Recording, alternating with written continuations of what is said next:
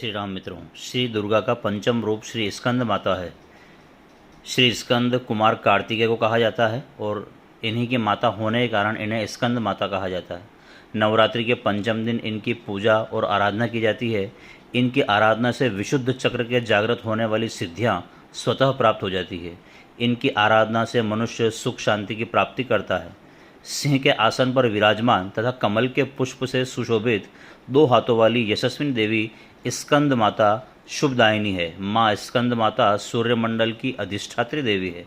चार भुजाओं से सुशोभित माता के दाहिनी तरफ की नीचे वाली भुजा जो ऊपर की ओर उठी हुई है उसमें कमल का पुष्प है और बाईं तरफ की ऊपर वाली भुजा वर मुद्रा में है तथा नीचे वाली भुजा जो ऊपर की ओर उठी हुई है उसमें भी कमल पुष्प लिए हुए हैं और इनका वर्ण पूर्णतः शुभ है। ये कमल के आसन पर विराजमान रहती है, इसी कारण इन्हें पद्मासना देवी भी कहा जाता है। सिंह भी इनका वाहन है और पांचवें दिन का शास्त्रों में माता का विशेष महत्व बताया गया है। इनकी उपासना करने से भक्तों को अलौकिक तेजोमयी प्रकाश की प्राप्ति होती है। यह अलौकिक प्रभा मंडल में प्रतिक्षण योगक्षेम का निर्वहन करती है। एकाग्र भाव से मन को पवित्र करके माँ की स्तुति करने से दुखों से मुक्ति पाकर मोक्ष का मार्ग सुलभ होता है। इनकी आराधना से विशुद्ध चक्र के जागृत होने वाली सिद्धियां स्वतः प्राप्त हो जाती है और माँ की प्रेम भाव से आराधना करने पर भक्तों को हर प्रकार के सुख शांति की प्राप्ति होती है। इस घोर भवसागर के सभी दुखों से मुक्ति पाकर मोक्ष का मार्ग दिखलाने वाली ही एक ही ऐसी माता है जो अपने भक्त को सभी पापों से मुक्त कर क्षमा करके मोक्ष का द्वार दिखाती है।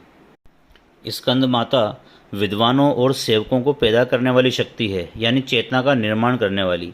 कहते हैं कालिदास द्वारा रचित रघुवंशम महाकाव्य और मेघदूत रचनाएं स्कंद माता की कृपा से ही संभव हो पाई हैं। आइए जानते हैं पूजा की विधि। सबसे पहले जो घर पे अभी आपने नवरात्रि में कलश स्थापित किया है उसका पूजन करें।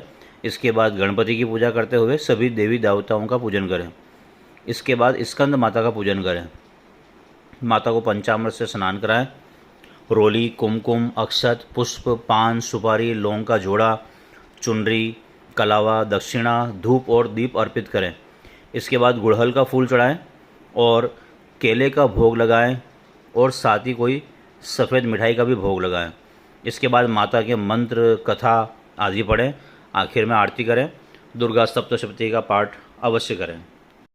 साथ ही इन मंत्रों से माँ स्कंद माता का जाप करें।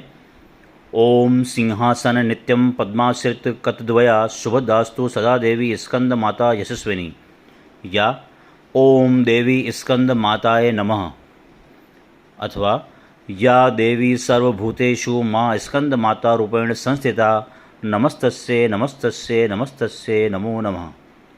अब आइए जानते हैं स्कंद माता की कथा। पौराणिक कथा के अनुसार देवी सती के भस्म होने के बाद महादेव बेहद दुख में आकर तपस्या में लीन हो गए।